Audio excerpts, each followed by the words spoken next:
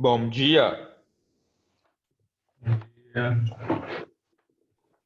professor. Oi, Essa aula surpresa que a gente teve agora vai hum, parar no YouTube?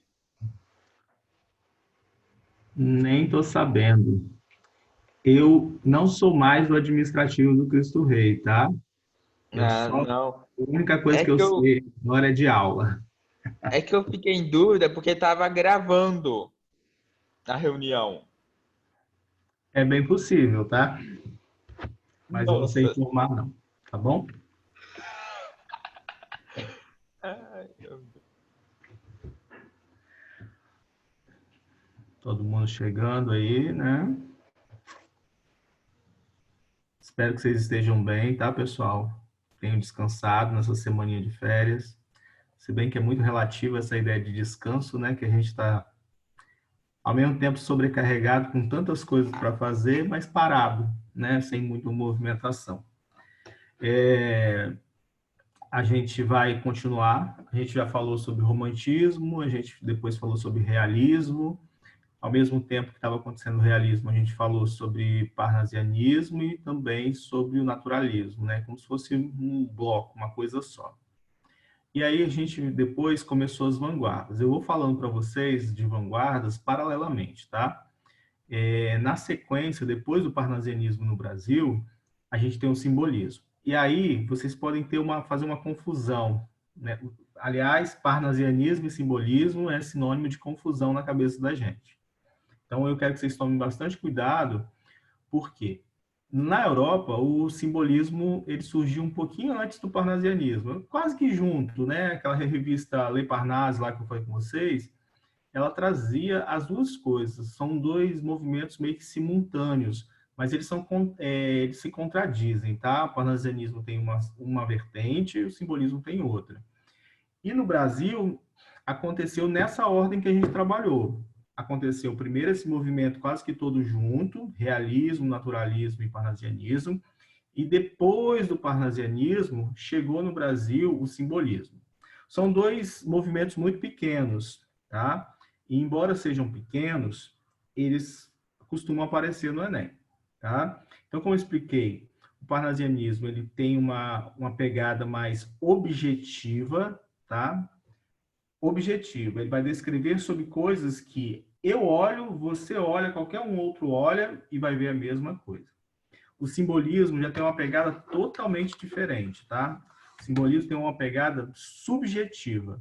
O simbolismo ele retoma aspectos que eram lá do romantismo. Aquela ideia de subjetiva, né, muito ligado às questões interiores dos artistas, dos escritores, vão ser reveladas agora no simbolismo, como aqueles autores lá do romantismo faziam, tá? Então a gente viveu aí um período grande, né, do realismo, naturalismo, parnasianismo, de muita objetividade, de muita seriedade, né, de sem caminhar por outras vertentes que não fossem aquilo que o olhar visse de maneira objetiva, quase que jornalística, né?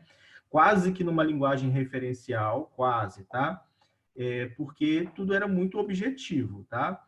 O simbolismo ele traz de novo esses aspectos do romantismo, a subjetividade, a sugestão. O simbolismo está muito ligado com o impressionismo, né? Porque o impressionismo traz essa ideia de sugerir algo ao invés de você mostrar a realidade, tá? Então, a partir do impressionismo na arte, o simbolismo cria também uma arte simbolista e cria uma literatura simbolista. Então, não confundam parnasianismo, que é aquela arte completamente clássica, sabe? Acadêmica, rigor formal, escrita muito, sabe? Organizadinha, e um pensamento extremamente objetivo. Então, o parnasianismo tem muita ligação com o realismo. O simbolismo é uma linguagem subjetiva, né? Vai sugerir muito mais, e o simbolismo está muito mais ligado ao romantismo, ok? Outra coisa, parnasianismo, o Olavo Bilac, que é o grande escritor do parnasianismo. E o simbolismo, o Cruz e Souza, tá? Que é um cara negro, que sofre preconceitos na época, né, como todas as pessoas negras naquela época. O Cruz e Souza é o maior representante da literatura simbolista no Brasil, tá bom? Linha de terceira série, não esquece de colocar lá o presente não, tá? Porque senão depois vocês podem ter problemas. Aí lá e coloca o presente. Então vamos começar aqui, eu vou abrir para a gente o slide sobre o simbolismo, que a gente vai iniciar hoje com o simbolismo. Então,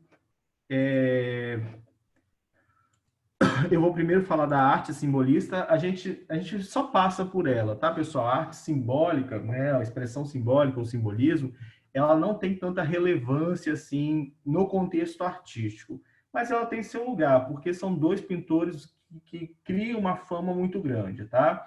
O Paul Gauguin e o Klimt, eles são dois artistas, assim, muito expressivos. Eles não fizeram só simbolismo, mas eles tramitaram ali, né, transitaram por dentro desse tipo de arte. Então, quais são as características desse simbolismo? A distinção de classe, são os motivadores, né? Existia uma distinção de classe muito grande na época. A classe trabalhadora não tem melhorias no âmbito social, né? Os abastados crescem vertiginosamente, lucros crescentes de empresas capitalistas. Ao olhar para isso tudo, eles precisam de uma arte, né? Eles vão reagir diante desse comportamento social buscando uma arte que transcendesse, que acalentasse mais o lado espiritual. Então, palavras como assim, transcendental, espiritual, místico, sonho, né, metafísico, são palavras que vão estar presentes aí nas características do simbolismo.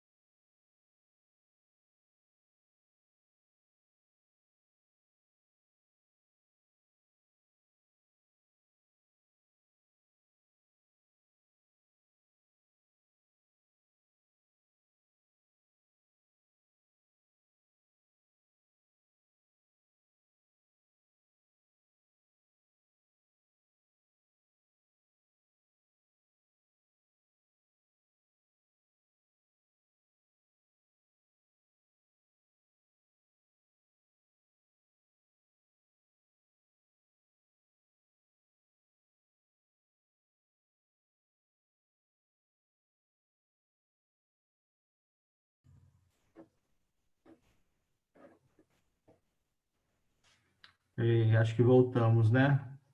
Caiu. E aí a gente vai voltar então agora, tá bom? Pessoal, para ficar mais claro, ó, para vocês ainda do que a gente está falando, quando a gente entrar... Deixa eu terminar essa parte de arte, depois eu falo para vocês essa fixação do que é uma coisa e outra. Então, a reação é essa, né? E eu vou evadir. Ao invés de evadir com um pensamento racional ou fazer uma reação emocional, como se fazia sempre, né? Nesse momento do simbolismo, a evasão é para o mundo espiritual, místico, tá? Sobrenatural. Eu vou me apegar às coisas da alma. É uma reação nesse sentido.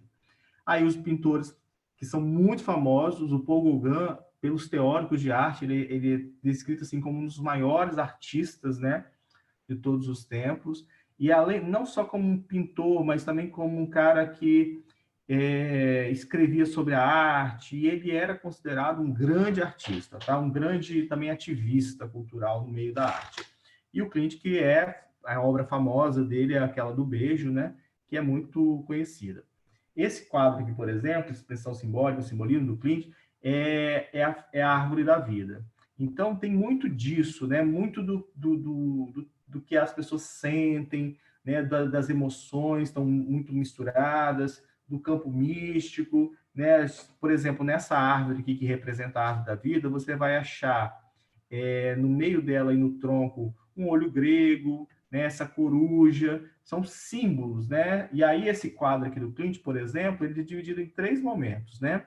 A espera, que é essa mulher esperando sozinha, a árvore da vida, que representa a vida e todas as ligações que a vida faz, né? Como que a vida distancia e junta pessoas, né? E todas essas coincidências que a vida nos proporciona.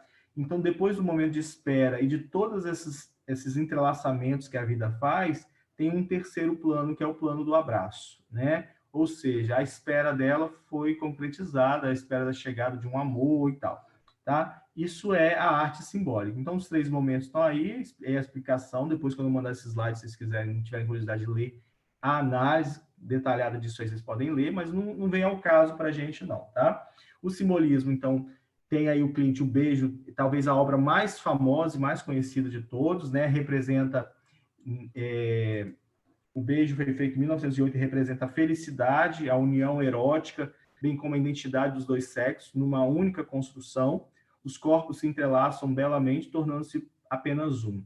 Então, essa é o que ele sugere nessa obra, né? Então, a obra, na parte de arte, ela é muito simples, né? Talvez imperceptível se não fosse pelo Klimt e pelo Gauguin, tá bom? Na literatura, que é o que mais nos chama atenção, eu vou falar para vocês algumas características aqui.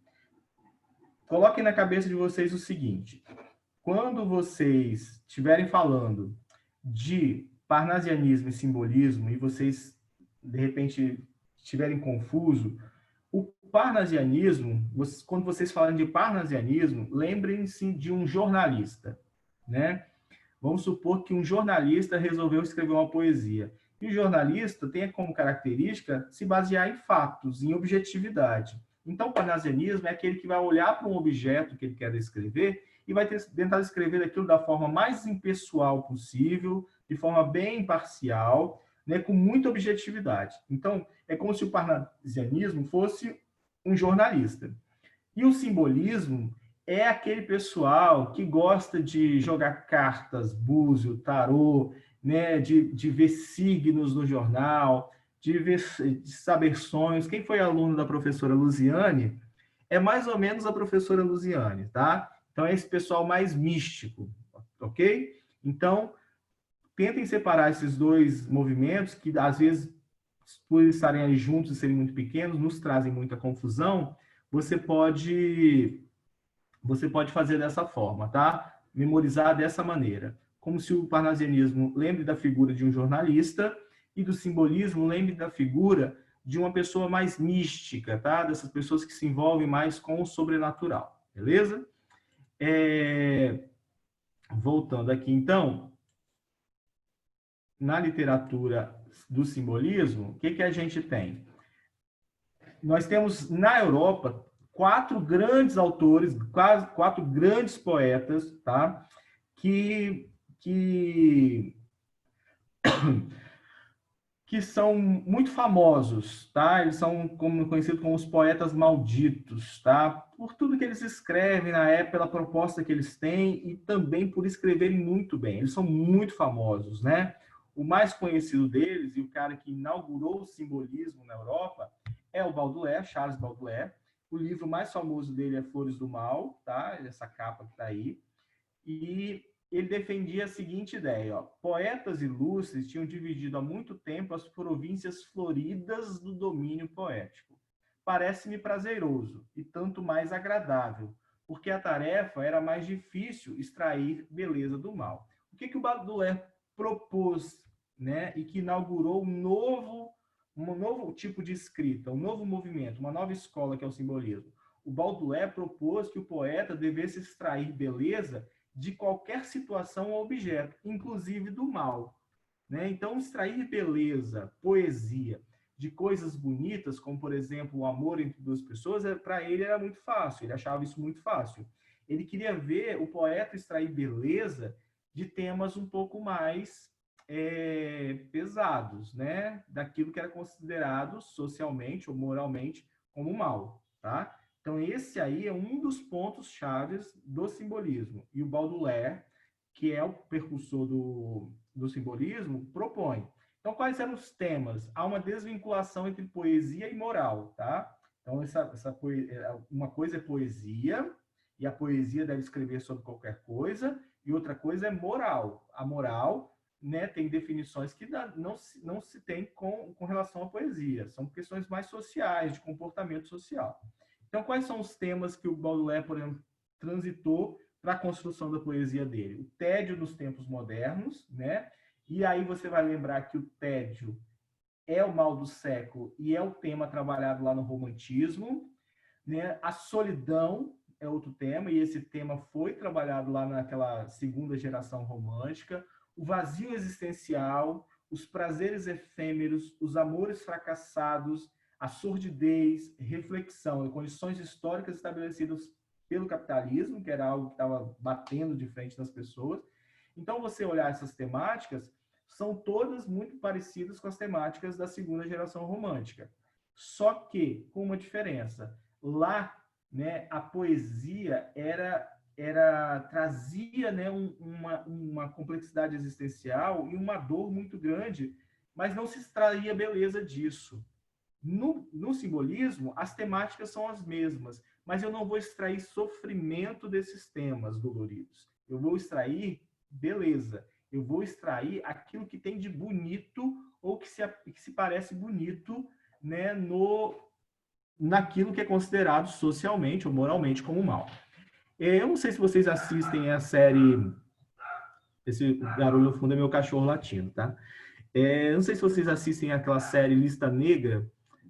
Sábado foi liberada a 7ª temporada deles, e aí eu fui olhar, e no terceiro episódio da 7ª temporada, eles construíram um episódio chamado La Fleur de Mal, que é as Flores do Mal, né? Que tem o mesmo nome desse livro aí do Baudelaire. E aí ele trabalhava justamente essa ideia, fala do livro no episódio, fala do Baudelaire, como que ele foi dito maldito, foi perseguido, né, julgado e quase preso na época que ele lançou o livro. E o episódio, ele trata de um grupo de pessoas muito ricas que se reúnem, né, em sociedade, se reúnem num grupo lá social, né, escondido, secreto, e nesse grupo eles sorteiam pessoas para viver uma experiência, né, uma experiência muito complicada, que é uma experiência que pode levar eles à morte. Em uma cena, por exemplo, o cara estava dentro de uma redoma de vidro blindado, e ele tinha que desarmar uma bomba, senão a bomba explodiria e mataria ele.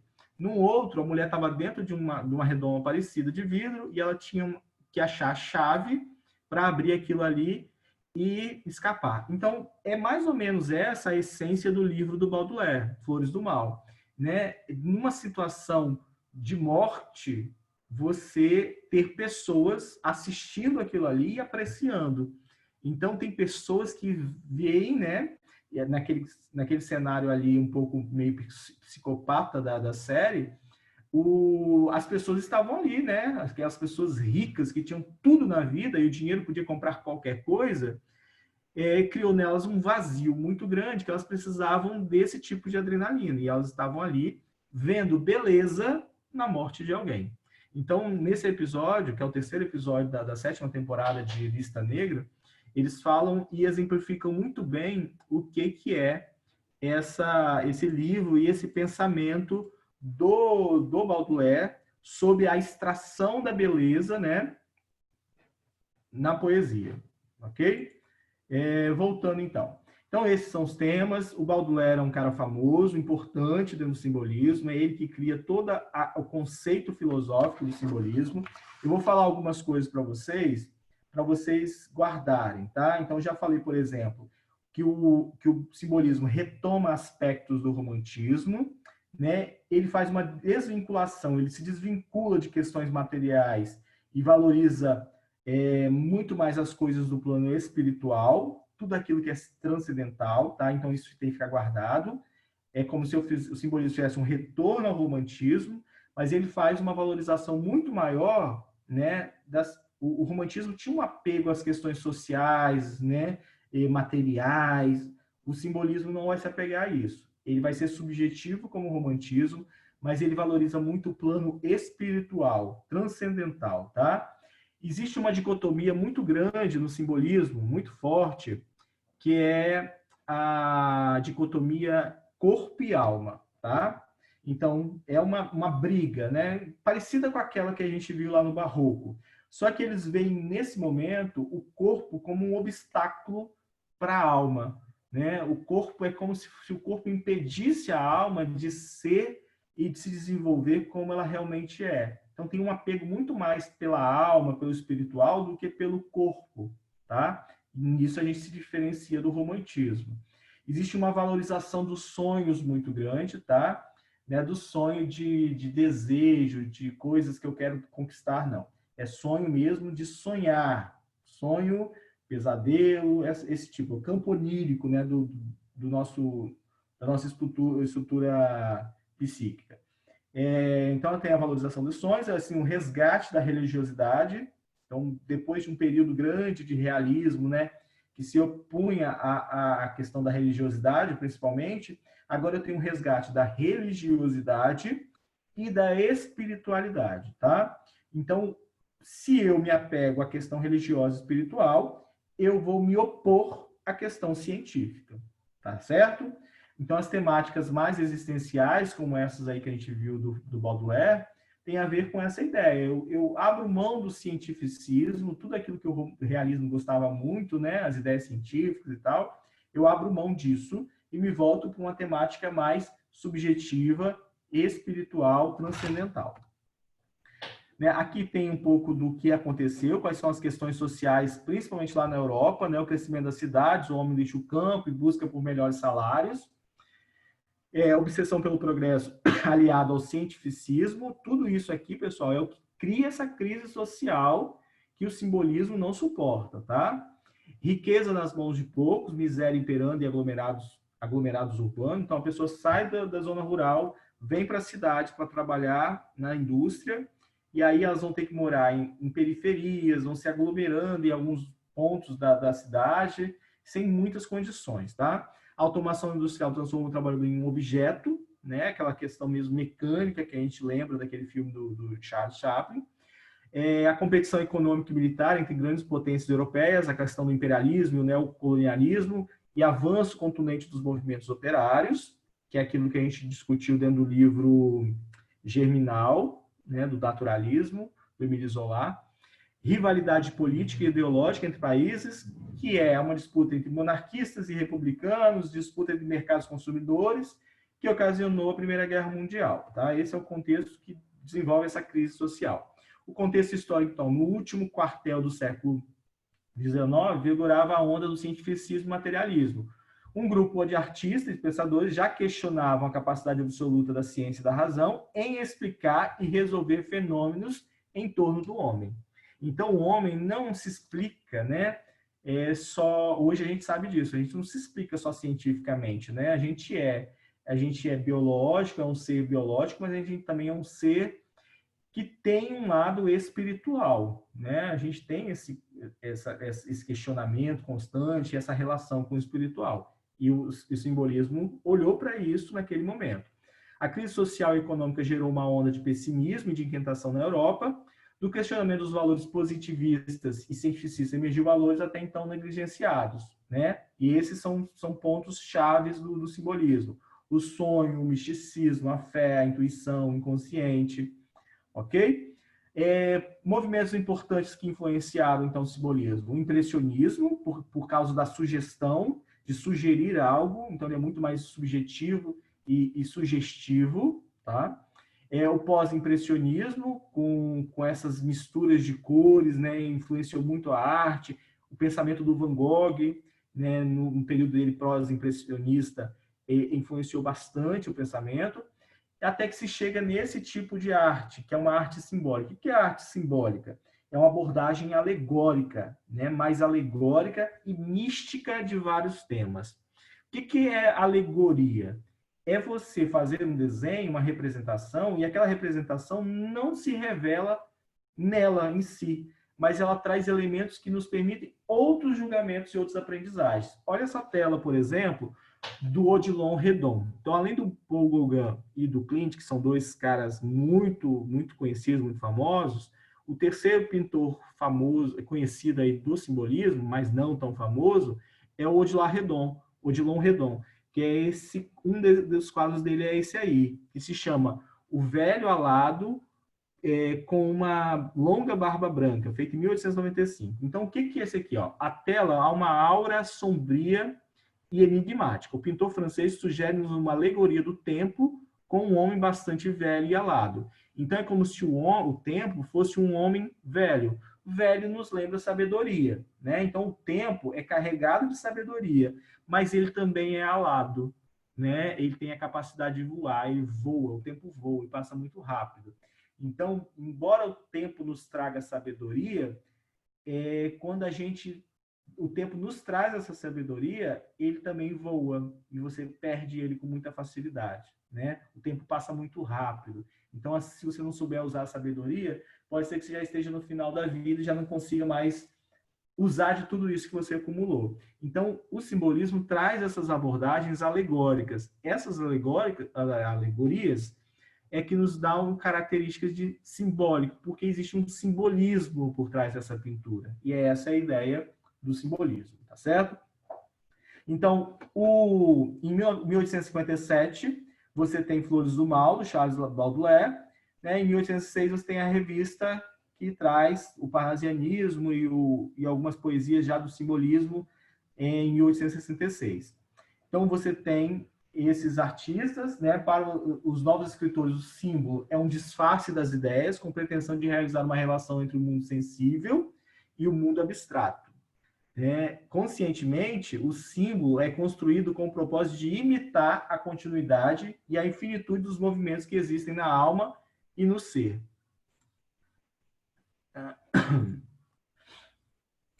Os símbolos herdaram a capacidade sugestiva, a musicalidade é uma das características da poesia simbolista, a gente vai chegar na poesia, tá? E o idealismo de origem platônica dos poetas românticos.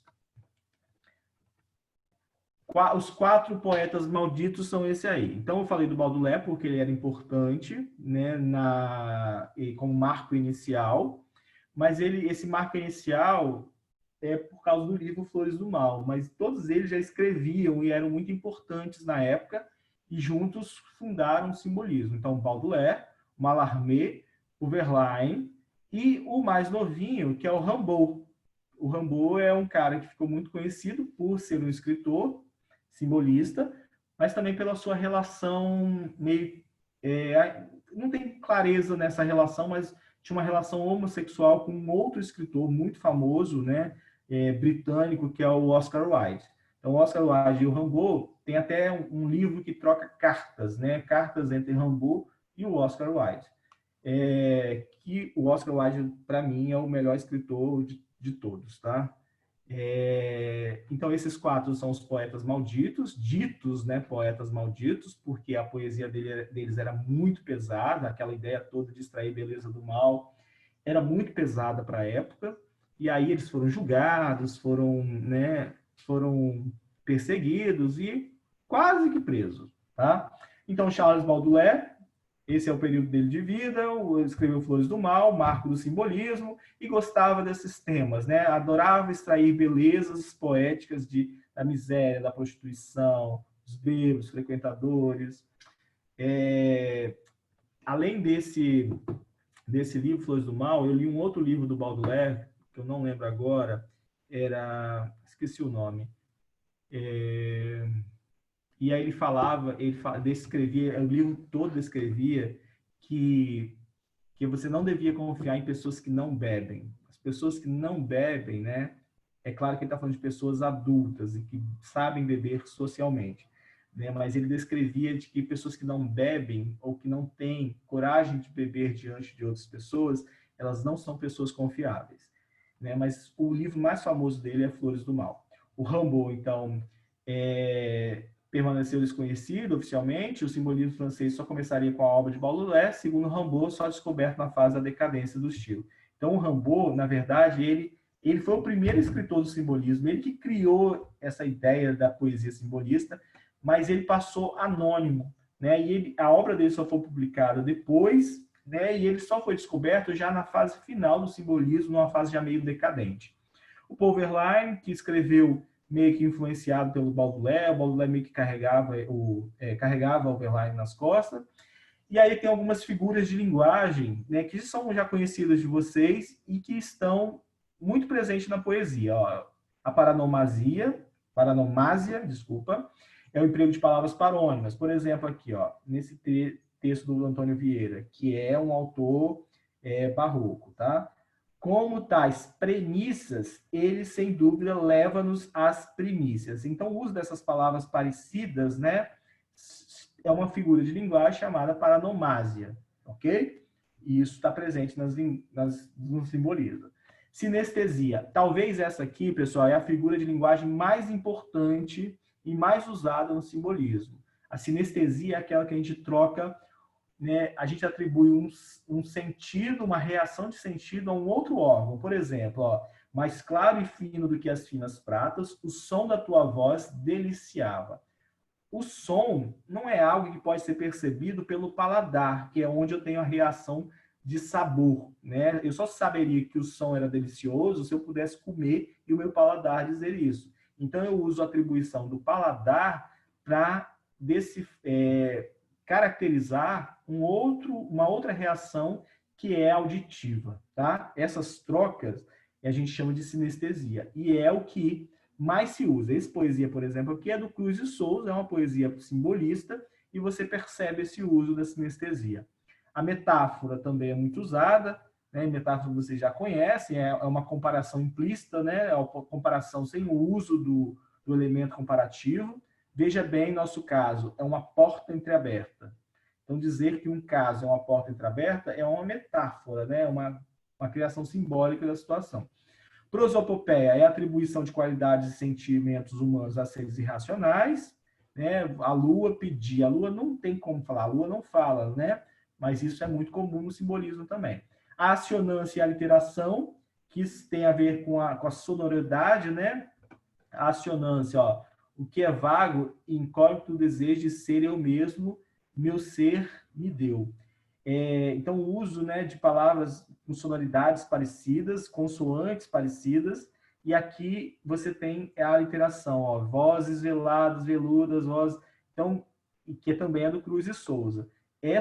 Tanto a assonância quanto a literação tem a ver com a musicalidade. A musicalidade é uma característica do simbolismo. Então, vamos ver quais são as características. O misticismo e a espiritualidade, que eu já falei com vocês, né? A falta de clareza, os poetas achavam que era mais importante sugerir elementos da realidade, sem delineá-los totalmente. É um pouco daquilo do impressionismo, né? Eu vou sugerir, e o pensamento sobre aquilo é do espectador. Maiúsculas no meio do verso, palavras, os poetas tentam destacar palavras grafando-as com letras maiúsculas, então tem palavras aqui, a gente acabou de ver um exemplo aqui, né, ó, aqui talvez pode ter sido por causa da pontuação, né, mas existem, você vai perceber quando a gente vai olhando poesia, que tem algumas palavras que aparecem no meio da frase com letra maiúscula, e é só o artista, o autor, tentando dar um destaque para aquela palavra, tá? A cor branca, o branco é muito escrito, e o Cruz e Souza, que era um negro, escrevia muitas palavras, muitas poesias com palavras que lembravam essa cor, a cor branca, tá? Porque a cor branca tem a ver com essa questão da alma, da espiritualidade, tá? Das transcendências aí, ok? A ideia da transparência, lucidez, nebulosidade e aos brilhos. Expressão da realidade de maneira vaga e imprecisa, ênfase no imaginário e na fantasia. O subjetivismo, que é aquilo que aproxima ele do romantismo, e a musicalidade, né? O uso da literação e da assonância que traz a musicalidade. O que é uma musicalidade na poesia, pessoal? A musicalidade na poesia é quando você você lê uma poesia e você percebe que tem uma marcação poética musical. Aquela que poema mesmo do Manuel Bandeira começa assim, ó, café com pão, café com pão, café com pão. Né? Ele está marcando ali, é uma escrita que ao ler eu consigo perceber um ritmo poético, ó, café com pão, café com pão, café com pão. Naquele caso, ele está dando ali uma musicalidade, uma sonoridade da partida de um trem de ferro, né? Da Maria Fumaça, que ele descreve lá no Poesia dele. Então, textos poéticos que têm essa marcação mais ritmada a que tem musicalidade, tá certo? O simbolismo primava pela musicalidade. Então, ênfase na sugestão. Um dos princípios básicos do simbolismo era sugerir através das palavras, sem nomear a objetividade dos elementos da realidade. Percepção intuitiva da realidade. Então, não é o que eu estou vendo, mas é o que eu sinto, é o que eu percebo, é a minha intuição sobre tais coisas. Oi? Alguém chamou? Não, né?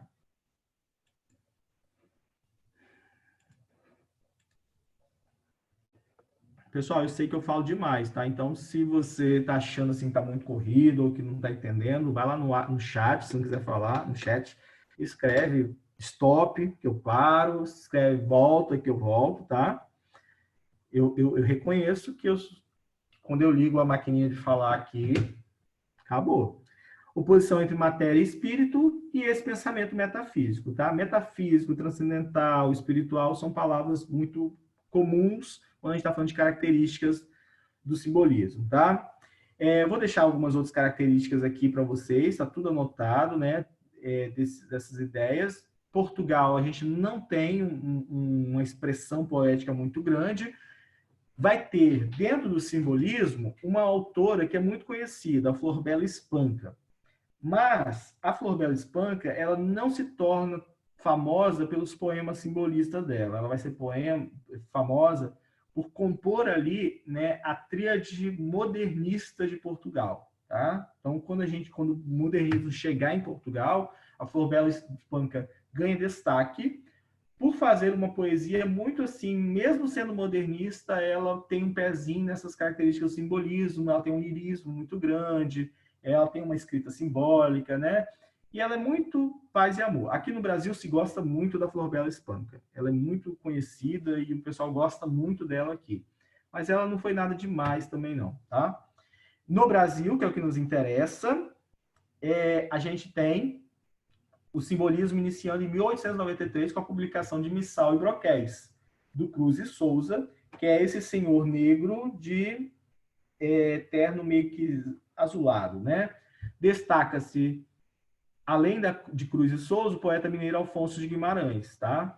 Então, são os dois poetas que ganham fama nesse período. Tem como característica buscar a essência do homem, faz uso de sinestesias, que é a figura de linguagem mais importante, a dicotomia entre corpo e alma, e as aliterações e assonâncias que trazem a musicalidade.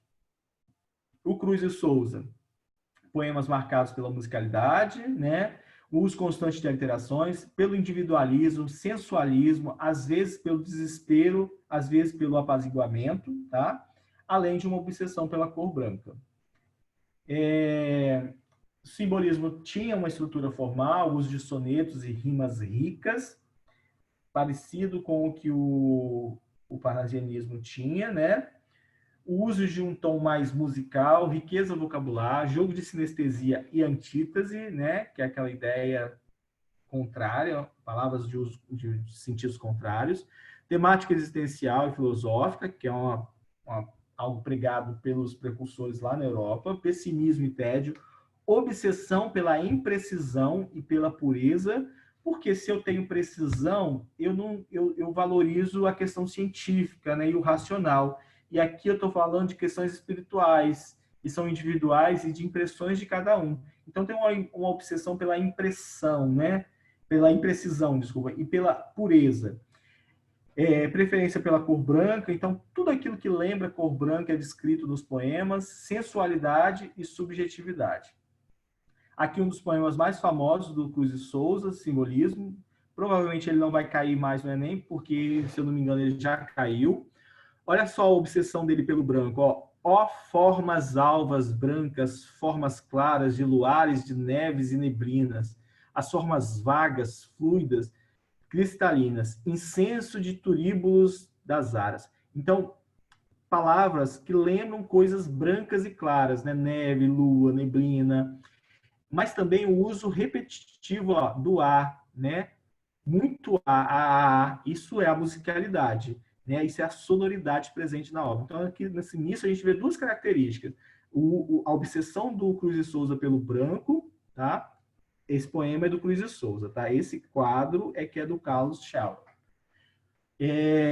Então, essas são características dele. O Cruz de Souza, pessoal, ele era um cara muito inteligente, ele era um escritor conhecido, mas a questão, por ele ser preto, tinha ali uma questão de preconceito racial. Ele passou num concurso público para um determinado cargo, né, como funcionário público, e a vaga sumiu. Depois que ele foi aprovado no concurso, a vaga sumiu e ele não pôde assumir. Claramente porque eles não queriam um cara negro, preto, né, no serviço público.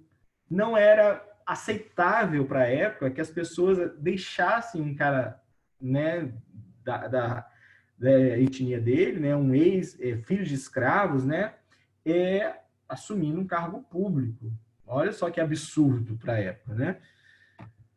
E aí a gente continua nessa vergonha até hoje.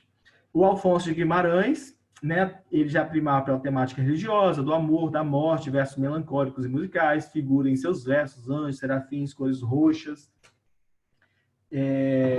virgens mortas, a morte como caminho de aproximação do amor e de Maria, que é uma figura religiosa. O Alfonso de Guimarães tinha uma relação mais próxima com a religiosidade, com a Igreja Católica, tá? Esse é um poema dele, tá? Ismália, muito conhecido. O Augusto dos Anjos, pessoal, vocês precisam ter muito cuidado com ele, tá? O Augusto dos Anjos, autor desse poema muito bonito, que é um dos poemas mais bonitos que tem na literatura brasileira, né? O Augusto dos Anjos, ele escreve ali logo depois, no finalzinho do Simbolismo. E a publicação do livro dele só acontece depois.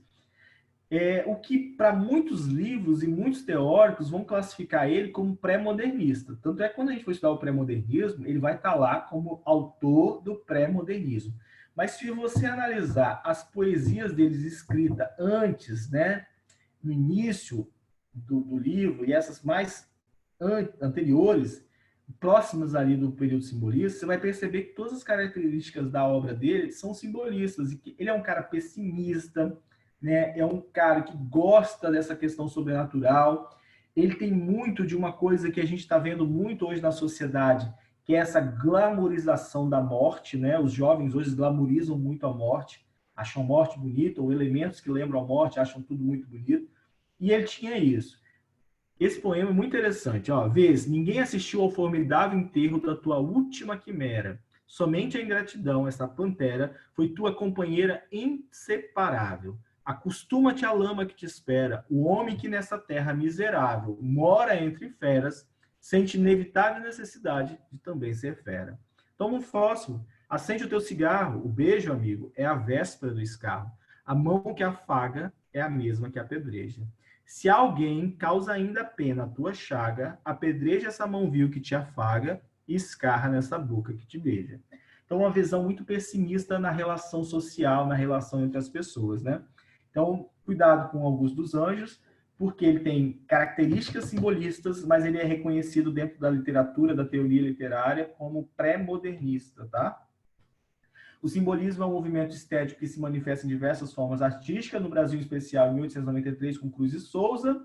Então, Cruz e Souza é o grande representante desse movimento, tá? Mas os principais autores, para alguns teóricos, Cruz e Souza, Afonso de Guimarães e Augusto dos Anjos, tá? Eu deixei para vocês essa tabelinha que eu achei no livro do segundo ano e achei interessante. São características que eu gostaria que vocês lessem depois. Eu vou mandar o slide para vocês. Então, tem características: o sonho, a sugestão, a espiritualidade, a morbidez, a musicalidade, o uso do soneto, o mistério, a diafaneidade, o emprego de letras maiúsculas no verso, figuras de linguagem, tá? Na sequência, tem uma atividadezinha para você fazer uma relação dessas características com frases de alguns poemas. Não vou passar, mas o próximo slide tem a resposta, tá? Então, se quem quiser pegar, fazer, analisar, pode fazer isso com os slides que eu vou enviar, tá bom? Tem alguma dúvida, pessoal? Alguém está com alguma dúvida, alguma coisa? A gente tem quanto tempo ainda de aula? Deixa eu olhar aqui. A gente vai até 11 horas, então tem um tempinho. Então, não desiste de mim, não. Continua aí. Eu vou falar um pouquinho sobre as vanguardas europeias. Vou continuar, tá? Porque na aula passada eu falei com vocês sobre essa questão das vanguardas, né? Como que a gente deveria entender as vanguardas europeias e pensá-las. Falamos sobre a Frida, né? Toda essa concepção de renovação estética e de superação da ideia acadêmica, né? Que propõe uma ruptura. O contexto histórico era da Belle Époque e da Primeira Guerra Mundial, né? Que a gente vive ali do finalzinho do século XIX até 1914, a gente vive ali um período de contexto histórico dessas vanguardas, tá? E até um pouco depois mesmo da Primeira Guerra a gente ainda vive. Os conceitos das vanguardas estão aí, esses conceitos seria muito bom que vocês memorizassem, né, o que é cada um, mas a gente pode voltar neles no final, porque a gente vai ver cada um desses. Hoje, por exemplo, a gente vai falar sobre o cubismo. Né? O cubismo é fácil, porque se aparecer alguma obra, elas vão ser ou do Braque, né, ou do Picasso. São os dois grandes artistas, né, do cubismo. Essa obra, por exemplo, que está aí, no Mademoiselle d'Avignon, né, você percebe um pouco disso. O que é o cubismo? É a fragmentação e decomposição geométrica da realidade. O cubismo é como se você pegasse uma imagem, picotasse essa imagem toda e você fosse capaz de colar, mostrando partes que são frontais dessa imagem, partes laterais, partes até, às vezes, da nuca, né? Ou da nuca não, da parte do verso dessa imagem, e recortasse e colasse todas essas partes ali. Nesse recorte, você vai perceber composições geométricas, tá? Né? Como se você vai perceber muitos ângulos, muitas arestas, tá? Que são questões da geometria. Então, é essa decomposição. É uma fragmentação e uma decomposição geométrica da realidade, e ao mesmo tempo que você decompõe, é como se você recompusesse esse aspecto geométrico na obra. Nesse quadro, né, Avignon, pessoal, embora o Picasso fosse espanhol e morasse na França e viveu toda a vida dele artística na França, o nome Avignon não é Avignon, cidade francesa. Avignon é uma rua de Barcelona conhecida pelos prostíbulos que lá tinham. Tá? Então, essa imagem, as Mademoiselles, né, de Avignon, são as prostitutas dessa rua de Avignon. Então, a gente tem aqui mulheres nuas, elas não estão nuas, né, nessa imagem à toa.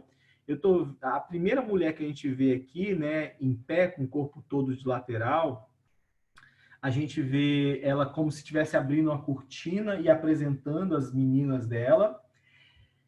Outra característica é que o Picasso pegou três rostos muito famosos. Nesse primeiro dessa mulher que está descortinando, a gente vê, por exemplo, a característica da cabeça da egípcia, né? A cabeça daquelas mulheres egípcias. Embora a mulher esteja olhando para frente, o olho dela está virado para fora. Naquela ideia da frontalidade lá, né? Ela está com um olhar igual às cabeças egípcias, olhado para fora.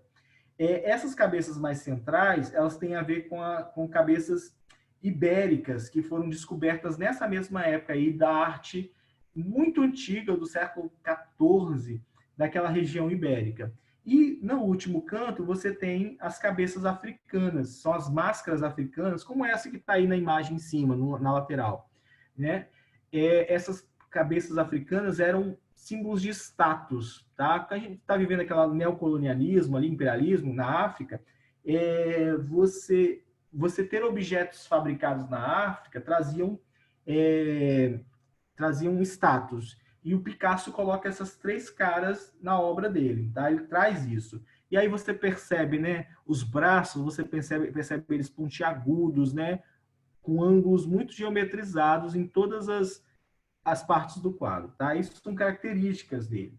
O que o Picasso fala? Não, a pintura é feita para decorar, não é feita para decorar os apartamentos. É um instrumento de guerra, ofensiva e defensiva contra o inimigo.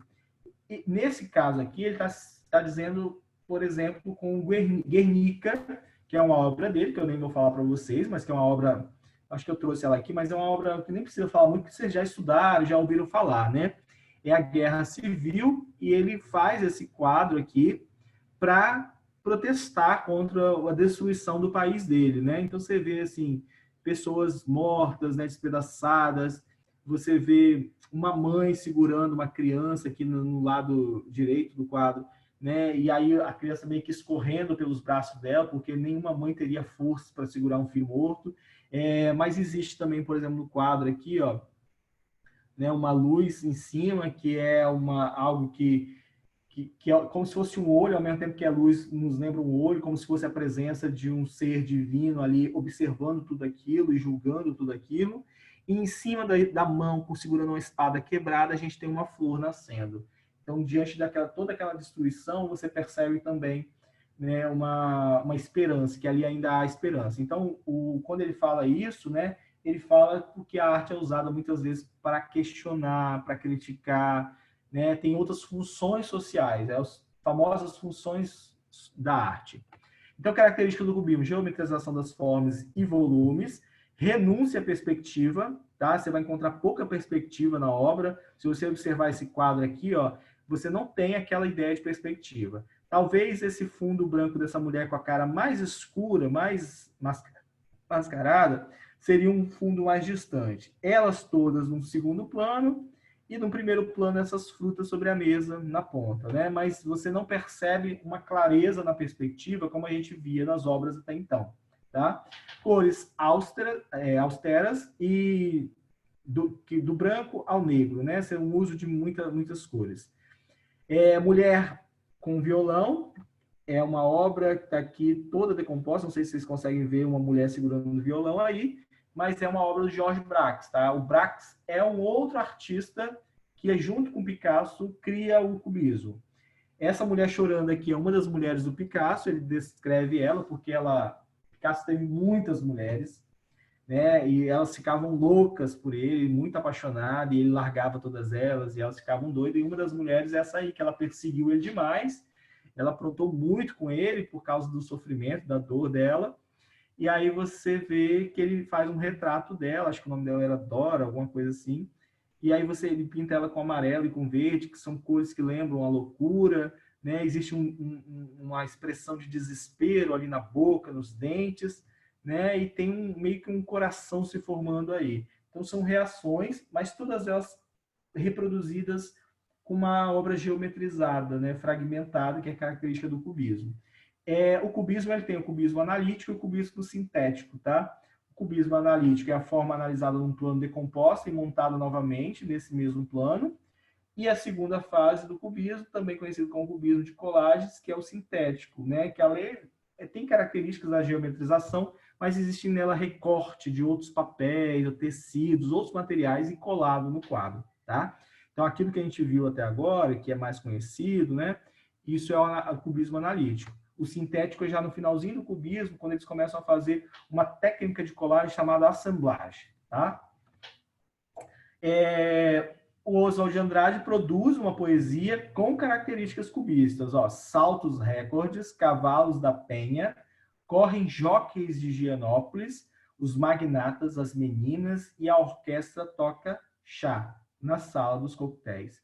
Então você vai observando que são coisas soltas, os saltos recordes, são coisas soltas, mas elas fazem parte de um mesmo cenário. É como se eu fosse dando recortes, né, separados, e no final eu pegar tudo isso aí, eu consigo fazer um recorte, uma imagem disso aí. Eu consigo ver, então, uma cena de um jockey club, né, pessoas assistindo, meninas, né, tomando chá, bebendo e assistindo uma corrida de cavalos e os cavalos dando saltos. Eu consigo visualizar isso.